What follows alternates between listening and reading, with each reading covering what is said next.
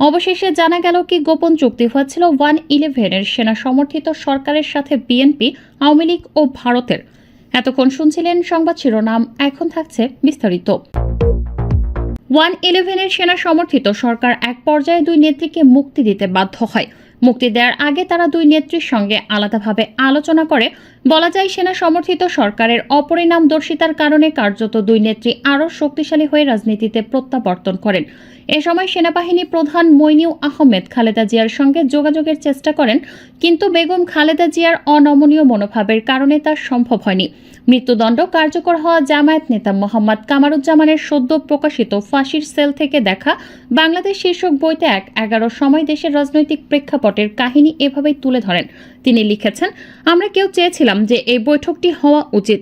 আমরা অনুভব করছিলাম সেনাবাহিনীর সঙ্গে হয়তোবা আওয়ামী লীগের একটি সমঝোতা করে যাচ্ছে। সম্ভবত সেনাবাহিনীর ভেতর থেকে মইনুল আহমেদ একটা চাপের কারণে খালেদা জিয়ার সঙ্গে বৈঠক করতে চেয়েছিলেন। এই বৈঠক হলেও তা আদৌ কোনো ফলদায়ক হতো নাকি একটি লোক দেখানো ব্যাপার ছিল তা বলা মুশকিল। ওদিকে মইনুল আহমেদের 6 দিনের ভারত সফর, বিপুল সংবর্ধনা এবং সেটা যে একটি বড় ধরনের মিশন ছিল বাংলাদেশের রাজনীতির জন্য, সে বার্তাও আমরা পাচ্ছিলাম।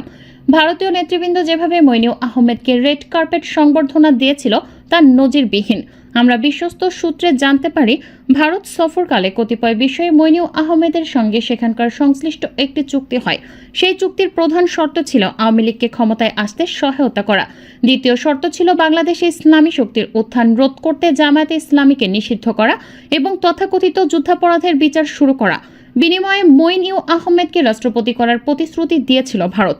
নবম জাতীয় সংসদ নির্বাচনের যে আয়োজন করা হচ্ছিল সেটা মূলত শেখ হাসিনাকে ক্ষমতায় বসানোর একটি নীল নকশা। ইসলামী ও জাতীয়তাবাদী শক্তিকে খতম করে ধর্মনিরপেক্ষতার দাবিদারকে ক্ষমতায় বসানোর এই সাজানো নির্বাচনের পেছনে পশ্চিমা শক্তি ও ভারত একযোগে কাজ করছে।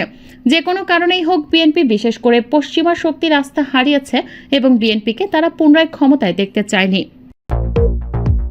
নবম সংসদ নির্বাচনে বিএনপি যে ক্ষমতায় ফিরতে পারবে না এবং বিএনপিকে পার্লামেন্টে একটি নগণ্য দলে পরিণত করে সংবিধান সংশোধন করার মতো 2/3 আসনে ধর্মনিরপেক্ষ আওয়ামী লীগকে জিতে আনার জন্য যা কিছু করা প্রয়োজন তার সব পদক্ষেপই নেওয়া হয়েছিল।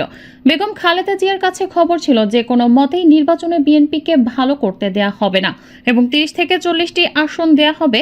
তিনি 4 দলীয় জোটের এক বৈঠকে এ ব্যাপারে পরিষ্কারভাবে একথা বলেছিলেন। তিনি নির্বাচনে যেতে চাননি, আবার তিনি নির্বাচন বিরোধী এমন দায়িত্ব নিতেও দ্বিধান্বিত হয়েছিলেন। প্রতিদ্বন্দ্বিতা ছিল আওয়ামী লীগের সঙ্গে, কিন্তু বিএনপির নির্বাচনী অভিযানে ফখরুদ্দিন মইনুদ্দিন আহমেদের সমালোচনা প্রাধান্য পায়। ফলে আওয়ামী লীগের জন্য সুবিধা হয়ে যায়। আওয়ামী লীগ ক্ষমতায় ফিরে এলে যে গণতন্ত্রের সংকট হবে এ বিষয়টি আড়ালে চলে যায়। আওয়ামী লীগের ফ্যাসিস্ট চরিত্র জনগণের দৃষ্টির আড়ালে চলে যায়। একদলীয় শাসন, বাকশাল মানবাধিকার লঙ্ঘন, ভারতের প্রতি আনুগত্য শুরু করে হাসিনা সরকার। ব্রিটিশ সংবাদ মাধ্যম দ্য সানডে টাইমস জানিয়েছে, আল জাজিরার প্রতিবেদনে রাষ্ট্রীয় দুর্নীতি ও কুকীর্তি ফাঁসের পরে এটি লুকাতে ব্যস্ত হয়ে পড়েন সাবেক প্রধানমন্ত্রী শেখ হাসিনা।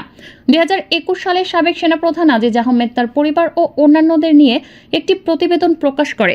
কাতার ভিত্তিক সংবাদ মাধ্যম Al Jazeera all the prime minister's man নামে ওই ভিডিও প্রতিবেদনে উঠে আসে কিভাবে রাষ্ট্রীয় বাহিনীকে ব্যবহার করে প্রতিদ্বন্দ্বীকে অপহরণ এবং অবৈধভাবে কোটি কোটি টাকা ঘুষ নিয়েছেন তারা। শেখ হাসিনার আশকারায় কিভাবে দুর্নীতি হচ্ছিল প্রতিবেদনে সেটি তুলে ধরা হয়েছিল কেন। অপরদিকে প্রতিবেদনের জেরে সাবেক সেনাপ্রধান জেনারেল আজিজ এবং তার ভাইদের ওপর নিষেধাজ্ঞা আরোপ করে যুক্তরাষ্ট্রের প্রেসিডেন্ট জো বাইডেন প্রশাসন। ওই সময়ে বাংলাদেশ সরকার প্রতিবেদনকে মিথ্যা, মানহানিকর এবং রাজনৈতিক উদ্দেশ্য প্রণোদিত হিসেবে অভিহিত করেছিল। এছাড়া এই প্রতিবেদন প্রকাশের পর তথ্য ফাঁস করা জুলকার নাইন শায়ের খানের ভাইকে লোহার রড দিয়ে পেটানো হয়। যারা প্রতিবেদনের সহায়তা করেছিলেন তাদের অনেকেই ভয়ে দেশ ছাড়তেও বাধ্য হন। রাষ্ট্রীয় দুর্নীতি ও কুকীর্তি ফাঁসের পরে এটি লুকাতে ব্যস্ত হয়ে পড়েন সাবেক প্রধানমন্ত্রী শেখ হাসিনা। ব্রিটিশ সংবাদ মাধ্যম দ্য সানডে টাইমস জানিয়েছে, আল জাজিরার বিরুদ্ধে এ ব্যাপারে মামলা করতে প্রখ্যাত ব্রিটিশ ব্যারিস্টার ডেসমন্ড ব্রাউন কেসের সঙ্গে 2021 সালের ফেব্রুয়ারিতে যোগাযোগ করেছিল লন্ডনে নিযুক্ত বাংলাদেশ হাই কমিশনের কর্মকর্তারা। সংবাদ মাধ্যমটি আরও জানিয়েছে, গত 5 আগস্ট ছাত্র জনতার গণ অভ্যুত্থানের পর শেখ হাসিনার বাড়ি থেকে সংক্রান্ত একটি নথি পেয়েছে তারা। এতে উল্লেখ আছে, ব্যারিস্টার ব্রাউনি এ ব্যাপারে সহায়তা করতে বাংলাদেশের কর্মকর্তাদের সঙ্গে বৈঠক করতে সম্মতি জানিয়েছেন। ব্যারিস্টার ব্রাউনি পরবর্তীতে ক্লার্ক উইলিয়ামস নামে এক আইনজীবীর সঙ্গে হাসিনার প্রতিনিধিদের যোগাযোগ করিয়ে দেন, যিনি যুক্তরাজ্যে ওই প্রতিবেদনের সঙ্গে যুক্তদের বিরুদ্ধে মামলায় সহায়তার প্রতিশ্রুতি দেন। সানডে টাইমস বলছে, শেখ হাসিনার বাড়ি থেকে পাওয়া নথিতে উল্লেখ আছে তার সরকার আল জাজিরার পাশাপাশি ব্রিটিশ সাংবাদিক ডেভিড বার্গম্যানের বিরুদ্ধে আইনি ব্যবস্থা নেওয়ার পরিকল্পনা করেছিল। সাবেক শিক্ষামন্ত্রী দীপুমণিকে আদালতে হাজির করা হয়। জনাকীর্ণ আদালতে আনিসুল হক, সালমান এফ রহমান সহ অন্যদের দুটি মামলায় রিমান্ড আবেদনের শুনানি চলছিল। এ সময় আসামির কাঠগড়ায় দাঁড়িয়েছিলেন দীপুমণি। এক পর্যায়ে দেখা যায় দীপুমণির বাঁ হাতে কয়েকটি টিস্যু পেপার আর ডান হাতে কলম। দীপুমণি টিস্যুর ওপর কিছু একটা লিখতে শুরু করেন হঠাৎ। এদিকে প্রায় 5 মিনিট ধরে টিস্যু পেপারের ওপর চিঠি লিখেছেন দীপুমণি। কাঠগড়ার সামনে দাঁড়িয়ে থাকা আইনজীবীর পোশাক পরা এক ব্যক্তির হাতে দীপুমণি চিঠি তুলে দেন। এরপর ওই ব্যক্তি নিজের মুঠোফোনে চিঠির ছবি তুলে টিস্যু পেপার তার বাঁ হাতে ভাঁজ করে রাখেন। চিঠির ছবি তোলার বিষয়টি তিনি আকারে ইঙ্গিতে দীপুমণিকে জানান। আদালতে দেখা যায় দীপুমণি ওই ব্যক্তির হাতে চিঠি হস্তান্তরের পর জুনায়েদ আহমেদ পলকের সঙ্গে কথা বলেন। সালমান এফ রহমানের সঙ্গেও দীপুমণিকে হাসি মুখে কথা বলতে দেখা যায়। কাঠগড়ায় দাঁড়িয়ে চিঠি লেখার বিষয়ে ঢাকা মহানগর দায়রা জজ আদালতের প্রধান পিপি ওমর ফারুক বলেন, জনাকীর্ণ আদালতে দীপুমণির চিঠি লেখার বিষয়টি তার নজরে আসেনি। যদি নজরে আসতো তাহলে অবশ্যই তিনি আদালতের দৃষ্টিতে বিষয়টি আনতেন।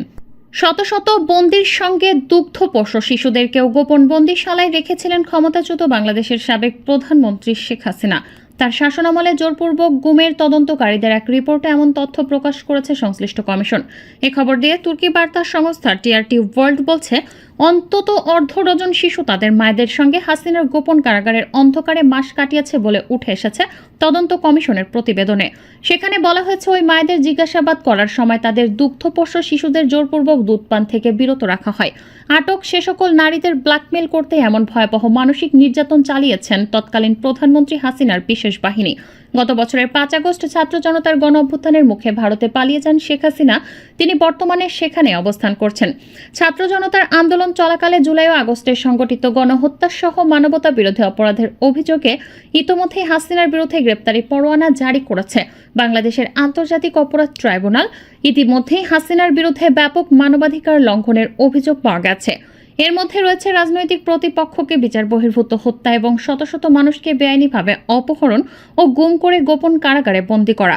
এমন একাধিক যাচাইকৃত ঘটনা রয়েছে যেখানে নারীদের সঙ্গে তাদের সন্তানদেরও গুম করা হয়েছে। 2023 সালেও এমন ঘটনা ঘটেছে বলে জানিয়েছে কমিশন। প্রতিবেদনে এমন একটি ঘটনার কথা উল্লেখ করা হয়েছে যেটি রীতিমতো লোমহর্ষক। এক নারীকে তার আরও 2 শিশুসহ গর্ভবতী অবস্থায় গোপন কারাগারে নিয়ে শারীরিক এবং মানসিক নির্যাতন করা হয়। প্রতিবেদনে বলা হয়েছে, এটা কোনো বিচ্ছিন্ন ঘটনা ছিল না। কমিশন জানিয়েছে, একজন প্রত্যক্ষদর্শী তদন্তকারীদের সেই গোপন কারাগারে নিয়ে যান যেখানে শিশু অবস্থায় তার মায়ের সঙ্গে তাকে আটক রাখা হয়েছে।